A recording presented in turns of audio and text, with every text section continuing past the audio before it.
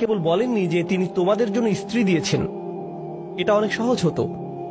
আল্লাহু জাআলা লাকুম আজওয়াজা, আল্লাহ তোমাদের স্ত্রী দিয়েছেন, যথেষ্ট ছিল। কিন্তু না, আল্লাহু জাআলা লাকুম মিন আনফুসিকুম আজওয়াজান, আল্লাহ তোমাদের মধ্য থেকেই তোমাদের জন্য দিয়েছেন স্ত্রী, তোমাদের মধ্য থেকেই। এটা নিয়ে গভীরভাবে ভাবতে গিয়ে মুফাসসিরগণ চমৎকার কিছু কথা বলেছেন। এই আয়াতে তোমরা কারা? আপনি, আমি, আমরা মানুষ।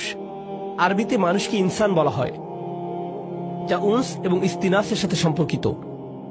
মানে এটি মমতা, আন্তরিকতা, ভালোবাসা আর সৌজন্যতার সাথে সম্পৃক্ত। এই অনুভূতিগুলো একজন মানুষের অন্তরে প্রদান করা হয়েছে। অন্যের অনুভূতির প্রতি শ্রদ্ধাশীল হওয়া। ইনসান অর্থাৎ মানুষ শব্দটি সরাসরি যত্ন, সৌজন্যতা এগুলোর সাথে সম্পৃক্ত। উনস এবং ইস্তিনাস, আল্লাহ বলেছেন তিনি আমাকে যে উপাদান থেকে সৃষ্টি করেছেন সেই একই উপাদান থেকে আমার স্ত্রীকেও সৃষ্টি করেছেন। তাই আমার যদি আবেগ অনুভূতি থেকে থাকে, ভাবনা থেকে থাকে, মতামত থেকে থাকে, তারও সেগুলো আছে। একজন স্ত্রীরও এভাবে ভাবা উচিত যে আমার যেমন আবেগ আছে, কিছু একটা যদি আমাকে বিরক্ত করে, কিছু জিনিস আমি ভালোবাসি, কিছু একটার প্রতি আমি আগ্রহী, তারও কিছু ব্যাপারে আগ্রহ আছে। আর এগুলো একই রকম হতে পারে না, কারণ আমরা একই রকম নই। ওমা খালাকাজ যাকারা ওয়াল উনসা ইন্না সা'য়াকুম লাশাত্তা, তিনি নারী পুরুষের মাঝে পার্থক্য সৃষ্টি করেছেন। একই সময়ে আমরা একে অপর থেকে ভিন্ন।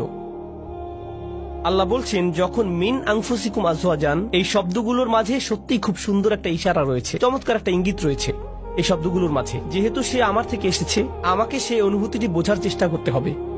যদি সে কষ্টদায়ক কিছু বলে, কোথা থেকে এর উৎপত্তি হলো, কোন অনুভূতি থেকে এই আচরণের উৎপত্তি হলো, কোন কারণে সে এটা বলল, সে খারাপ এজন্য এটা বলেনি, সে রকচটা এই জন্য এটা বলেনি, এগুলো সহজ উত্তর, তাই না? সে অহংকারী তাই সে সব বলছে। সম্ভবত এর পেছনে যাকে আপনি অহংকারী বলছেন হয়তো তীব্র মনোবেদনা রয়েছে। আপনি আপনার মতো করে মনোকষ্টের সাথে ডিল করেন, আর সে তার মতো করে ভিন্ন একটি উপায়ে মনোকষ্টের মোকাবেলা করে। তার মনোবেদনাটা হয়তো কষ্টদায়ক শব্দের মাধ্যমে প্রকাশিত হয়, বা শব্দগুলো আপনার কাছে বেদনাদায়ক মনে হয়। যদি আমরা এই ইস্তিনাসের চর্চা করি, তাহলে আমাদের পারিবারিক সম্পর্কগুলোতে আপনি আপনার ছেলের আচরণকে অসম্মানজনক আচরণ হিসেবে দেখবেন না। আপনি দেখবেন এই অসম্মানজনক আচরণের পেছনে নিশ্চয়ই কোনো কারণ আছে, যার সমাধান হওয়া জরুরি। একটা দেয়াল তৈরি হয়েছে যা আপনাকে ভাঙতে হবে আপনার ভালোবাসা এবং সহানুভূতির মাধ্যমে।